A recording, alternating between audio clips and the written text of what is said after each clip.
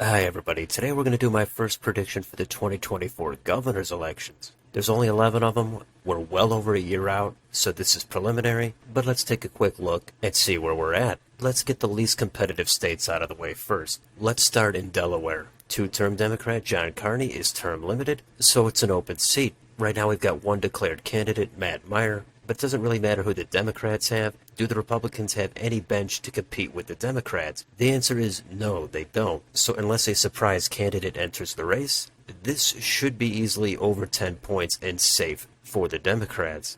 Now let's take a look at Utah. Incumbent Republican Spencer Cox, he's going to run for re-election, and I don't see anything stopping him. I think he's probably more vulnerable in a primary than in a general election. It's definitely an establishment state. The national Trump base would not be a fan of this governor, but either way, this is kind of the opposite of Delaware. Do the Democrats have any kind of a bench? Not really, so barring some sort of surprise, this is going to be a safe hold for the Republicans. Next, we've got North Dakota. That has everybody's favorite Doug Burgum. He's not going to run, so it's an open seat. The field is wide open. It could be anybody. But again, it doesn't really matter who the Republicans have in this deep red state. The Democrats really don't have anybody. Usually on an open seat, the rating would come down a little bit, but the state is so red, and I'm not really hearing any buzz amongst the Democrats, so this is going to be safe for the Republicans. Next, let's talk about Missouri. This will be another open seat. Incumbent Republican Mike Parson is term limited, and there's going to be a primary. Right now it looks like it's going to be Jay Ashcroft. That last name does carry some weight in Missouri, so it's early, but it seems like it's going to be Ashcroft as the Republican nominee and as the next governor of Missouri. The Democrats should run a serious campaign here,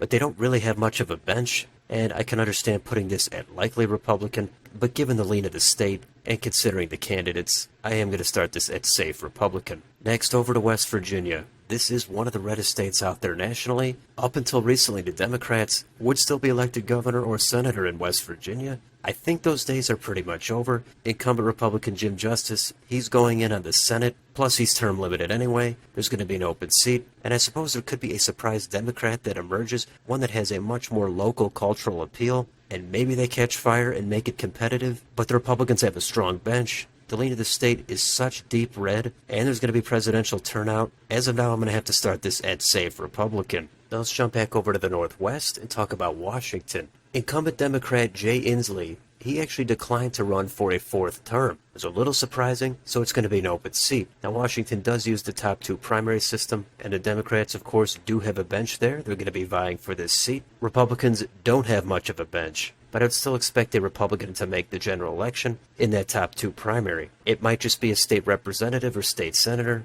but you never know, something could happen. The state has been voting blue for governor for such a long time now. Every once in a while a streak ends. I don't think it's likely, but it's early, and it's an open seat, so for now I'm going to start this at likely Democrat. Let's go almost next door to Montana. This has incumbent Republican Greg Gianforte, who has yet to declare his intention to run for a second term. He probably will, and if he does, I think he's going to be the strong favorite. Now, it's Montana. Of course, they have their own independent streak where they've elected Democrats, but Gianforte won by a wider margin than I expected back in 2020. It's going to be a presidential year, and Republicans do have a big advantage when it comes to voting for president in Montana, so this could go up to safe. Maybe Gianforte falls off a cliff and it gets more competitive, but right now I think the most confident rating is likely Republican. Next state, Indiana. This is another open seat. Eric Holcomb, the Republican, he's term limited out, so there's going to be some competition. You might remember current U.S. Senator from Indiana, Mike Braun. He's foregoing a re-election bid in order to run for this governor's seat. It does appear he's going to face off in a primary against the lieutenant governor there, as well as other candidates that might enter the race. But this far out, it seems like Mike Braun would be the likely favorite. The Democrats have a thin bench in Indiana, plus the overall lean of the state means this is a likely hold for the Republicans. Some people might go up to safe. It's an open seat. There's too many unknowns.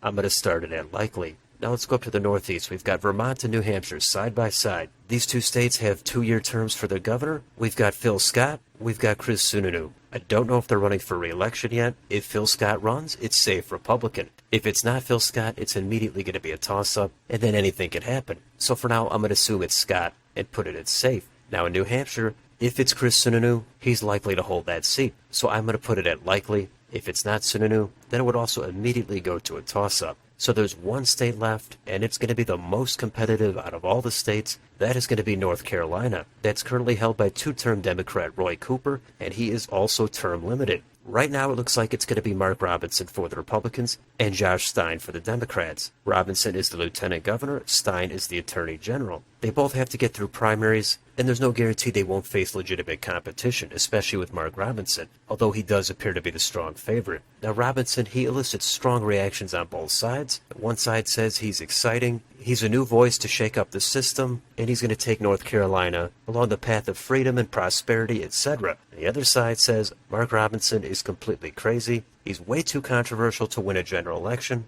he's going to take the state backwards, he's unelectable, etc. So I get it, I hear both sides, and I have no idea which way it's going to go. Most of the polls out do show Robinson with a slight edge. He's not clearing 50%, he's sitting in the low to mid 40s. And right now this is a pure toss-up. But I don't really do toss-ups, I try to make a decision, even though it doesn't really matter this far out. But North Carolina is an interesting state. It seems fairly even, yet the Republicans have pretty much all the success outside of the governor's mansion. The state legislature is overwhelmingly Republican. They have a supermajority. The state Supreme Court has flipped and become Republican. So the question is, are all those Republican wins too much for the electorate and they want some balance at the top of the ticket, similar to another state like Kentucky? Or do all those Republican successes mean it's likely to continue and translate into a win in that governor's election? Those are the two sides of it, so I understand if you want to put this red or if you want to put this blue. It's going to be very close, at least as of right now. Maybe by the time Election Day rolls around, it's an 8 or 9 point win.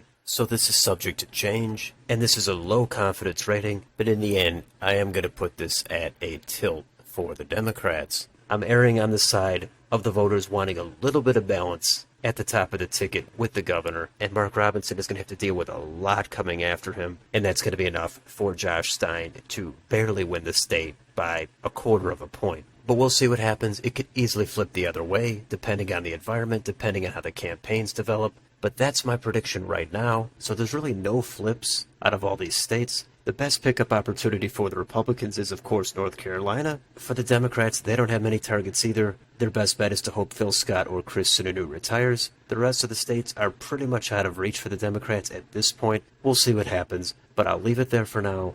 Let me know in the comments. How would your 2024 governor's map look as of today? Let me know down below. On your way out, don't forget to like, share, and subscribe. Thanks for watching, and I will see you on the next video.